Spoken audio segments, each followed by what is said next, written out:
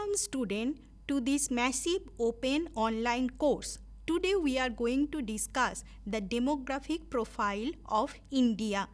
After the completion of this module, you will be able to understand what is demography, size and growth of India's population over time, then rural and urban population and migration effect, demographic dividend and population pyramid, finally population policy of India. India is in the second position concerning the size of the population after China, and concerning the land size, India is in world 7th position. So if we combine these two factors, what come out is that with 24% of land area and 1.8% of world's income, India is supporting 17.5% of world's population. Definitely it is a burden. So India is supporting a huge size of population. According to Census 2011, India's population size is 1.24 million. According to United Nations, India is in the demographic transition with a huge number of young age population. Young age population means the population within the age group 15 to 64. This can be considered as an opportunity. The larger the size of the young age population, it opens an opportunity window for faster economic growth and development. But at the same time, it is worth noting that we have to utilize this young age population, and for proper utilization, what we need a series of things like proper education, proper health system, opportunities in terms of both employment as well as self-employment, etc. Since we are talking about the demography, we first of all need to know what is demography. Demography is nothing but the statistical study on the population, human population. It involves various concepts related to population like size, growth, transition, distribution, density, etc. And at the sideline of demographic study, what we study? We study the interaction between the population, or whatever I said earlier, that size, growth, density, etc., with that of the social, cultural, political, its relationship. So demography is a complex relationship, and what we can say about India is that it is a largest contributor of world demographic transition, world demographic dividend, and a largest democratic country. Next, we are going to discuss the size and growth of India's population over time. We can divide the entire time period so far India experienced concerning the population growth into 4 different parts, 4 different time period. For example, first period is the period of stable population growth. It is during the time period 1891 to 1921. This period experiences a slower population growth. During this 30 years period, India's population size was 1.4 crores, and the growth rate of population was very slow. Now the question is that why India experiencing this kind of slow growth rate during this time period? The most important reason was the famine and then the epidemic. So plague, malaria, these causes huge loss of life. That is why during this time period, India experienced a lower population growth rate. Then comes the period of high population growth rate, and it starts from 1921 and ends up to 1951. During this time period, India experiences a higher growth rate of population. In fact, it experienced a continuous growth rate in the population size. That is why the Census Commissioner identified 1921 as a period of great divide. Then it comes to the period of population explosion, and the time period was 1951 to 1981. During this time period, on average, population grow at a rate of 21.4%, a massive growth rate of population experienced by India due to the increased fertility rate as well as decrease in the death rate. We will discuss both these concepts in the later on in our discussion. Next, the final period is the period of high growth rate with definite sign of slowdown. It is the period of 1981 to present day. During this period, population grows. There is no question. However, first time, successful implementation of the family planning enable India to achieve a decline in the growth rate. It is notable that 1991 is the period when India crossed 100 crores population size, and most importantly 2001 to 2011 is the time period during which first time India experienced a slowdown, a decline in the decadal growth rate of population. Now the question is, what is decadal growth rate of population? What we have done, that we have divided our discussion with 30 years gap. So 30 years, we can divide it into 10 years. So when population growth rate is calculated for 10 years, we call it a decadal growth rate. So 2001 to 2011, during these 10 periods, India first time experienced a slowdown in the growth rate or decline in the growth rate. Next, we consider some discussion on the concept of birth rate and death rate, which actually causes or control the size of the population. Birth rate refers to the number of live births of children per 1,000 people in a year. Correspondingly, death rate refers to the number of deaths per 1,000 persons in a year. Now, if we compare India's position with other countries on the globe, what we find that in case of India, birth rate is too high. However, death rate is almost similar to that of the other countries' experience. Next concept, important concept, is the population density. Now, population density refers to the ratio of the population size and the total land area of a country. In this respect, India is considered to be overpopulated, because according to Census 2011, India's population density is 382 persons per square kilometer. But presently we are considering some new concept, that population density now is replaced with the physiological density. This is a new concept. What is physiological density? You know, physiological density we obtain by dividing the population, total population, by the arable land. So if we consider this physiological density, then India's record or India's experience is lower than the other countries on the globe. This physiological density refers the feeding capacity of the country, which makes India food secure. We are food secure and self-sufficient in food production. So after that, Indian economy is clearly divided into two different economy. One is rural economy, another is urban economy. Now, what is urbanization? Urbanization is the total size of the total population living in urban area divided by the total population. So, urbanization worldwide considered as an index of industrialization. Indian rural economy is subject to some suffering. What are they? That lack of education, lack of health facilities, lack of opportunities for skill formation, for employment, for self-employment, etc. So in search of luck, in search of good fortune, people migrate from rural area to urban area.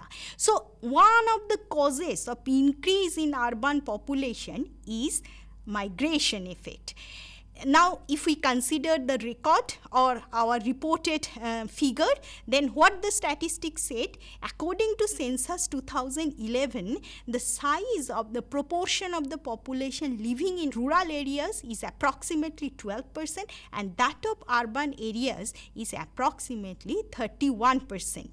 However, we experience reverse migration. Reverse migration means migration from urban areas to rural areas during pandemic time. But this is not a part of our discussion here. What we can say is that the increased size in the urban population is contributed by two factors. What are they? First one is the migration effect. I have already discussed that in search of good opportunities, in search of good education, good health facilities, people migrate from rural areas to urban areas. And second one is the industrialization effect.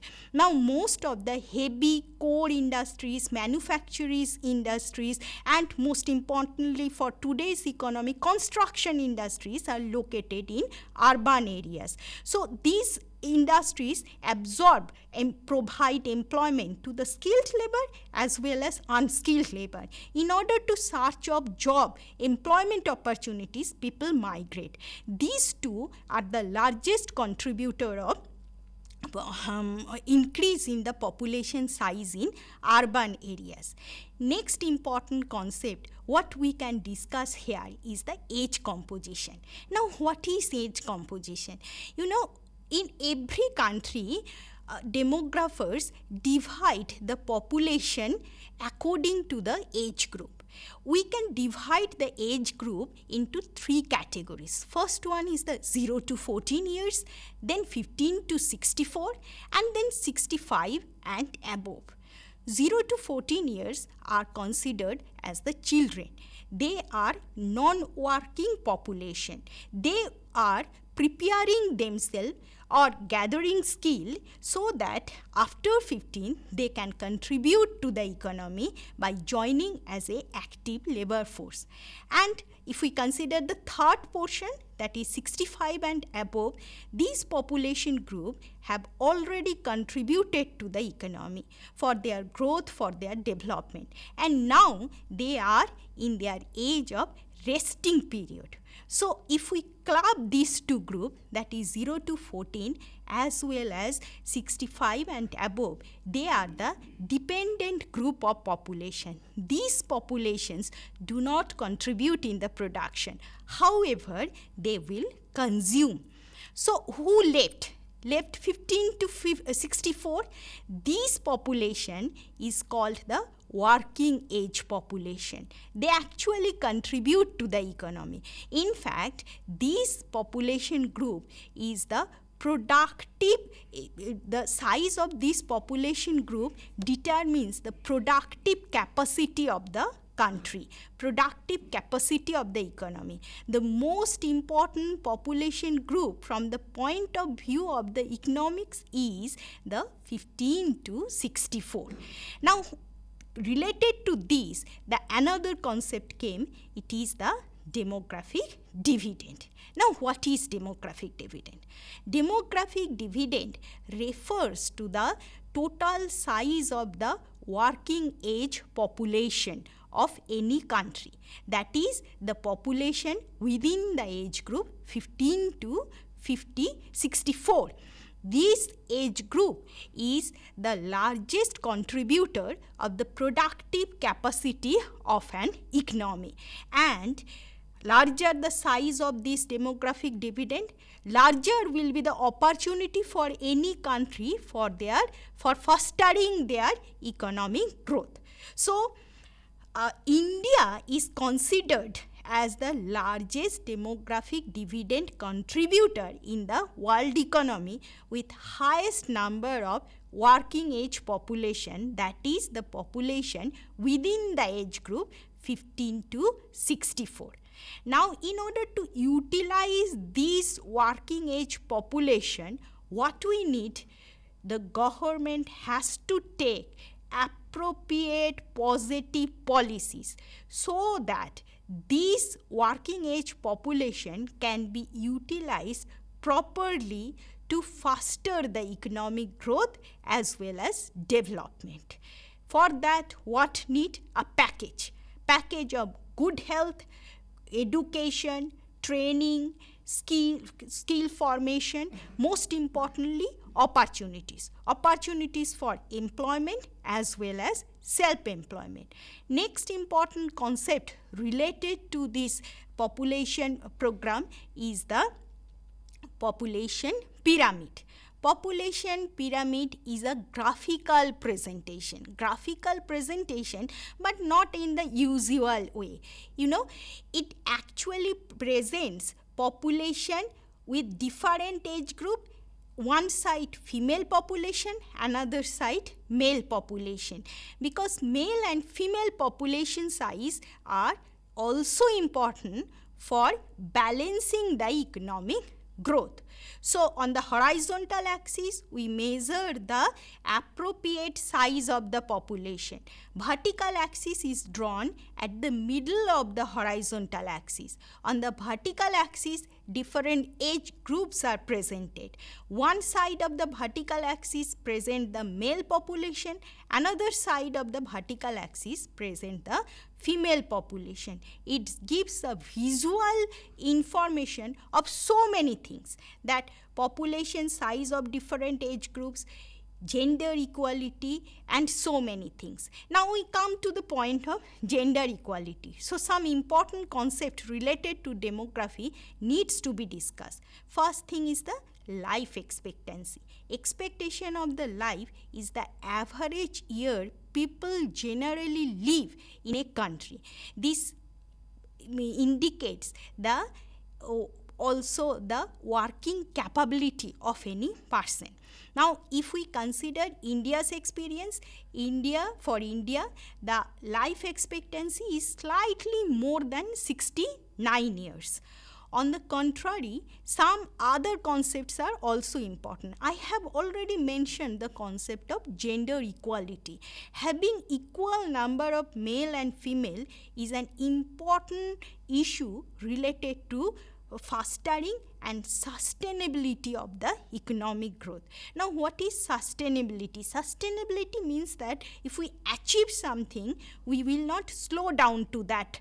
We will just go with it or increase it. So, in case of economic growth, we accept at least the last year experience or more good. So, for sustainability aspect, we need a gender equality. We were talking about what? Gender equality and the sex ratio. So, sex ratio actually refers to the number of female per 1,000 male for a country. Now, India's experience is little bit lopsided. Here we experience gender inequality because here, according to Census 2011, which is our actually last census, which said that here the number of female is 940 per 1,000 male. Gender equality is an important concept and it needs a long discussion. So, I am not going to discuss it today in this session. Next important concept is the fertility rate, mortality rate, etc. are the important concept. And I discussed that to utilize demographic dividend, what we need? Education. So, primal stage of education is the literacy. So, literacy refers that if a person of age 7 or above can read or write in any language language, in any Indian language, we consider that person is literate. There is differences between literacy and education. When education moves to a higher stage, we call it knowledge, and when knowledge moves to a higher stage, we call it value. So we confine our attention to literacy only, and according to Census 2011, our literacy rate is 74% or slightly more than that, but not 100% literacy rate we till achieved. Okay, now it is a concept of, we have to discuss the national population policy. The new national population policy was announced on 15th February 2000. And what was the objective? Objective was very simple: stabilize the population. So have a stable size of population. Before that, India was a signatory of Millennium Development Goal as well as Sustainable Development Goal. So reduction in the child mortality is the primal attention for India, primal concern for India. Safe motherhood is a primal concern for India. So to address all these issues, India adopted new population policy of 2000. And in this policy, there are different issues addressed, like reduction in the infant mortality rate, reduction in under 5 mortality rate, safe motherhood, reduction in maternal mortality rate, etc. But in the underline, what is the main objective of this population policy? Simply to have a stable population within 2046. It was the idea. Now, we are at the flag end of our discussion, today's discussion. We have discussed so many things, that what is demography, then population transition process in India, then some important concept. But according to me, most important concept is the demographic dividend. And I mentioned that India is the largest contributor of the demographic transition in the world, with highest number of young age population, that is the population within the age group 15 to 64. How India experience this, or how it is possible for India to achieve that huge amount of young age population or demographic dividend? It is because of lowering the fertility rate. So the supply of 0 to 14 is reducing over time. So those who are 14 today will be 15 tomorrow, so they will join to the labor force. But simultaneously, we have to remember that those who are 64 today will be 65 tomorrow. So they are going to be the non-active population sooner or later. So if we control the birth rate, then size of the population will be lower, and we are going to experience a greater demographic dividend, no doubt about it. But we are also going to experience an alarming situation, and that is aging. Yes, aging is an important concept of demography and less talked about, particularly in case of India, because we always consider India as a young country. However, believe me, aging process has started, because what we demographers says is that if the proportion of the population size is old age population size is 7% or more, then aging process has started. And in 1991 we have actually entered into the aging era, and it is gradually increasing. So it needs further discussion, further policy formulation for the aging. But that a different topic. We will discuss this later on or some time later. For today, it is over. Let's hope you all will understand demography and the demographic transition of India. That's all for the demographic profile of India. Thank you all.